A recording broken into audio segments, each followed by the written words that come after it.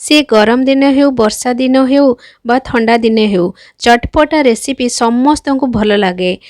आज सेमती गोटे चटपटा चाट रेसिपी नहीं मु आसी। प्रथमे किछि मटर एवं अल्प किछि कला बुट को सारा राति भिजेकी रखी थी। राति सारा भिजे देले सिझिबा पई बहुत भल सिझी जाए एवं टेस्ट भी भल आसे। प्रेशर कुकर रे अल्प पानी देई आउ सेतिरे दरकार मुताबक लूण आउ हळदी गुंड आउ अल्प किछि लंका गुंड दे देथिली।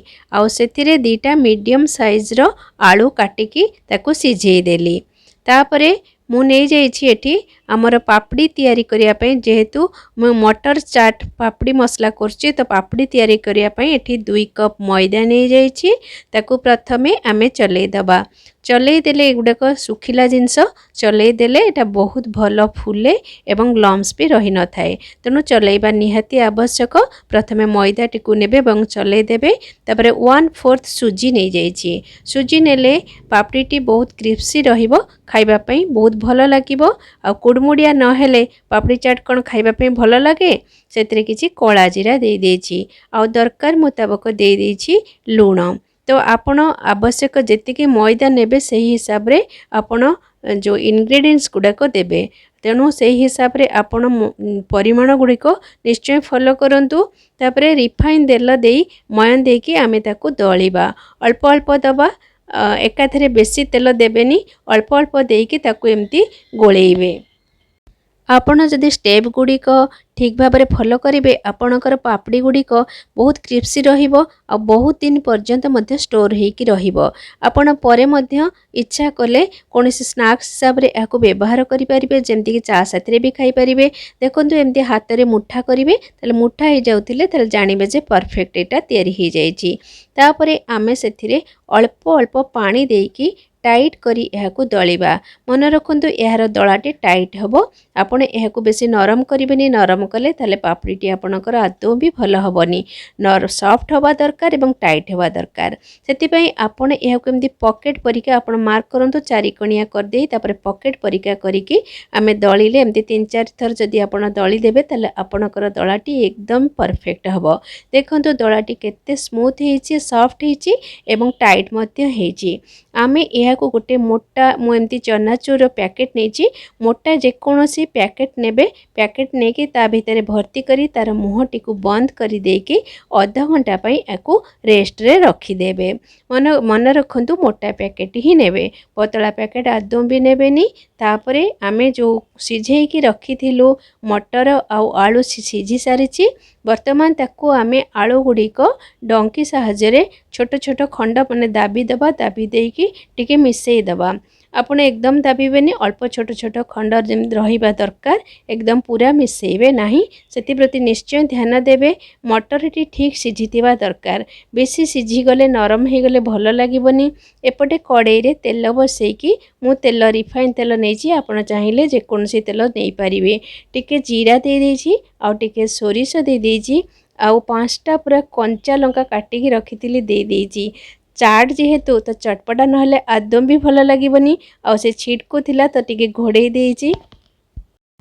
तापरे अदा पियाज रसुण बटा सेथिरे 5 चमच दे देइछि। अदा पियाज रसुण जेमति नॉर्मल आपण गोटे मीडियम साइज रो पियाज नेबे। अल्प टिके अदा रसुण नेकी ताकू बाटिकी तार पेस्ट देबे। ताहले आपणकर घुगनीटा जो मटर तयारी करछि ताले टेस्टटा भल आसीबो।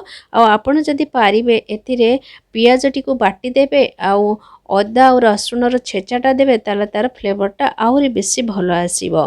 तो आपनको जोटा सुविधा आपण करि पारंती। एबे मसला रे आमे सुखिला मसला जेमति हळदी गुंड आउ लंका गुंड आउ सेथिरे दे देछि टिके करी पाउडर। करी पाउडर देले टेस्टटा बहुत भल आसीबो। तो भेज करी पाउडर आपण व्यवहार करि पारंती बा चिकन हो मटन हो जहाँ भी करी पाउडर आपणक पाखरे थिबो आपण व्यवहार करि परिबे। तापरे सबु देई सारला परे आमे मसलाटी को एबे कसिबा। आरे भितरे गोटे ग्रीन चटनी हमको प्रस्तुत करिया को पड़िबो। सेति पई नै जाइछि गोटे मुठा पुदीना पत्र, गोटे मुठा नै जाइछि धनिया पत्र आ सेतिरे दे देछि 2टा लंका दे देछि।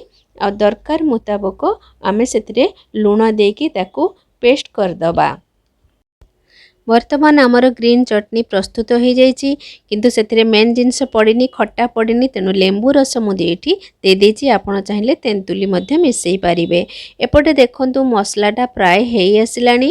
ମୁଁ ତ ତେଲର ବ୍ୟବହାର ପ୍ରାୟ ରେସିପିରେ କମ୍ କରେ ଏବଂ ମଟର ତରକାରୀରେ ମୋର ତ ମନେ ହୁଏ ଏକଦମ ତେଲ ନଦେଲେ ବି ଚଳିବ, ତାହାର ରେସିପି ମୁଁ ଆପଣଙ୍କୁ ନିଶ୍ଚୟ ଦେଖେଇବି। ଏବେ ମସଲା ହେଇଗଲାଣି ଆଉ ଆମେ ମଟରଟିକୁ ସେଥିରେ ଦେଇଦେବା। ମନେ ରଖନ୍ତୁ ଏଇ ମଟରରେ ଆଦୌ ବେଶୀ ପାଣି ରଖିବେନି, କମ୍ ପାଣି ରଖିବେ, କାରଣ ଏଇଟା ଟିକେ ଶୁଖିଲା ଶୁଖିଲା ହେବ। ଆଉ ଯଦି ପାଣିଆ ମଟର ପରିକା ତରକାରୀ ପରିକା ହେଇଯିବ ତାହେଲେ ପାପଡ଼ି ଚାଟ୍ ଖାଇବା ପାଇଁ ଆଦୌ ବି ଭଲ ଲାଗିବନି। ଆଉ ସିମ୍ରେ ବସେଇ ଦେଇକି ତାକୁ ମୁଁ ଅଳ୍ପ ସମୟ ପାଇଁ ଘୋଡ଼େଇ ଦେଇଥିଲି। ଦେଖୁଥିଲେ ମୋର ଚ୍ୟାନେଲଟିକୁ ସବସ୍କ୍ରାଇବ୍ କରି ବେଲ୍ ଆଇକନ୍ଟିକୁ ପ୍ରେସ୍ କରିଦିଅନ୍ତୁ। ବହୁତ ସାରି ମାତ୍ରାରେ ଲାଇକ୍ ସେୟାର କରନ୍ତୁ। ଫେସବୁକ୍ ଏବଂ ଇନଷ୍ଟାଗ୍ରାମକୁ ମଧ୍ୟ ଫଲୋ କରିବାର ଅନୁରୋଧ ରହିଲା।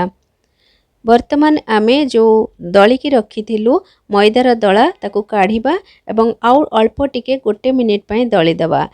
ସୁଜି ଆଉ ମଇଦା ଯାହା ବି ଆମେ ସେଥିରେ ପକେଇଥିଲୁ, ଲୁଣ ସବୁ ସେଟ୍ ହେଇସାରିଛି ଭଲ ଭାବରେ। ଆଉ ଗୋଟେ ବଡ଼ ଗୁଳା ନେଇଯିବା। ବାକି ଯେଉଁ ରହିବ ତାକୁ ମଧ୍ୟ ଆଉ ଥରେ ସେଇ ପଲିଥିନ୍ ଭିତରେ ପୂରେଇକି ତାକୁ ପଲିଥିନ୍ର ମୁହଁ ବନ୍ଦ କରିକି ରଖିଦେବା। ବାହାରେ ଯଦି ରଖିବେ ତାହେଲେ ସେ ଶୁଖିଯିବ ଏବଂ ଉପରଟି ଫାଟିଯିବ। ପରେ ଆଉ ଯେତେ ପାପଡ଼ି କଲେ ତାର ଭଲ ସେଇଟା ଲାଗିବନି। ଅଳ୍ପ ଟିକେ ମଇଦା ଦେଇକି ଗୋଟିଏ ବଡ଼ ଆକାରର ରୁଟି ଆମେ ବେଲି ଦେବା। ତ ଆପଣ ଏଇଭଳି ଭାବରେ ନିଶ୍ଚୟ ମୋର ଷ୍ଟେପ୍ସ ଗୁଡ଼ିକୁ ନିଶ୍ଚୟ ଫଲୋ କରିବେ। ଆଉ ଗୋଟେ ମୁଁ ଏଠି ନେଇଯାଇଛି ଗୋଟେ ସାର୍ପ ମାନେ ଧାର ବାଲା ଗୋଟେ ଛୋଟ ଟିଫିନ୍ ଥିଲା ମୋ ପାଖରେ, ନେଇକି ମୁଁ ଏମିତି ଗୋଲ ଗୋଲ କରି କାଟି ଦେଇଛି। ତ ଆପଣଙ୍କ ପାଖରେ ଯାହା ବି ଥିବ ଆପଣ ସେମିତି ନେଇକି ଗୋଲ ଗୋଲ କରି କାଟିଦେବେ ଏବଂ ରୁଟିଟିକୁ ଟିକେ ପତଳା କରିକି ବେଲିବେ। ମୋଟା କରିକି ବେଲିବେନି, ପତଳା କରିକି ଟିକେ ବେଲିବେ। ଆଉ ତାକୁ କଣ୍ଟା ଚାମଚ ସାହାଯ୍ୟରେ ଏମିତି ଉପରୁ ଟିକେ ଟିକେ ଆମେ ଫୁଟେଇ ଦେବା, ନହେଲେ ଆପଣଙ୍କର ପାପଡ଼ିଟି ଫୁଲିଯିବ, ତ ପାପଡ଼ି ସେଇଟା ହେବନି। ତ ନିଶ୍ଚୟ ଆପଣ ଏମିତି କଣ୍ଟା ଚାମଚରେ ଟିକେ ଟିକେ ଫୁଟେଇ ଦେବେ। ଆଉ ତେଲଟିକୁ ମିଡ଼ିୟମ୍ ହିଟ୍ କରିବେ। ବେଶୀ ଜୋରରେ ତେଲ ଗରମ କରିବେନି, ବେଶୀ ଏକଦମ କମ୍ରେ ଗରମ କରିବେନି। ବେଶୀ ଜୋରରେ କଲେ ବାହାରୁ ପୋଡ଼ିଯିବ, ଭିତର କଞ୍ଚା ରହିବ। ଏକଦମ କମ୍ ହିଟ୍ରେ କଲେ ଆପଣଙ୍କର ସେଇଟା ବେଶୀ ତେଲ ଟାଣିବ। ତ ମିଡ଼ିୟମ୍ ହିଟ୍ରେ ଆପଣ ପାପଡ଼ି ଗୁଡ଼ିକ ଦେବେ ଏବଂ ତାକୁ ଏମିତି ଏପଟ ସେପଟ କରିକି ଆପଣ ନଉଟେଇବେ।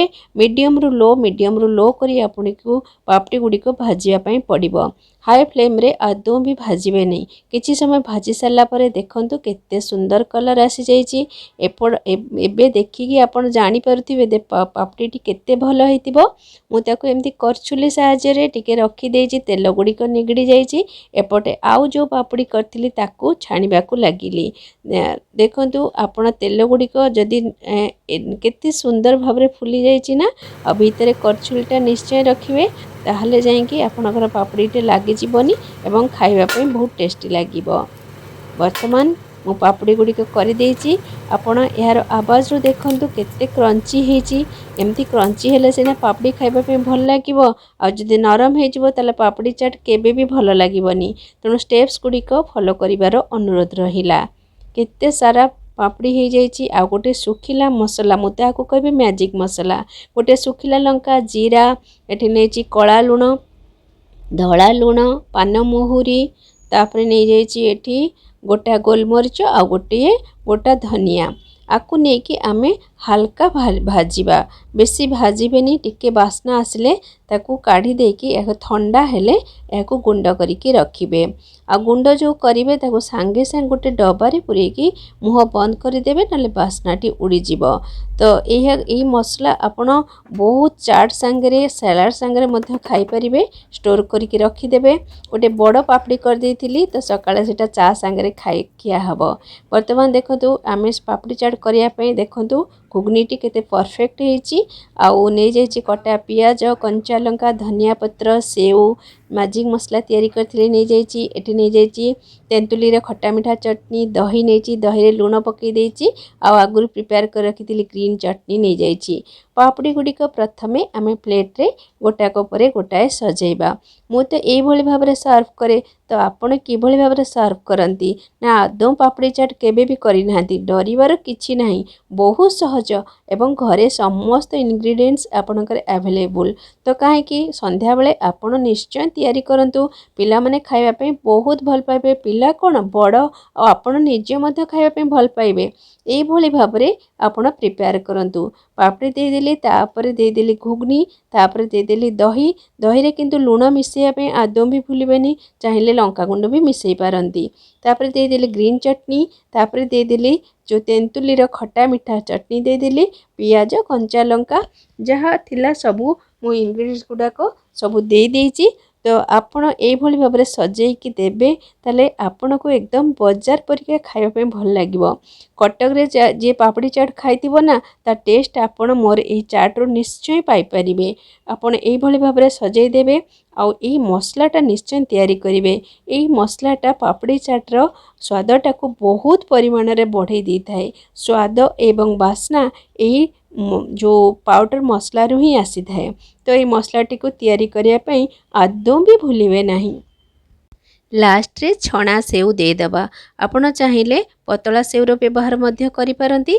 देखंतु आपण को बाजार परिका पूरा पापड़ी चाटर स्वाद आसीजिवो।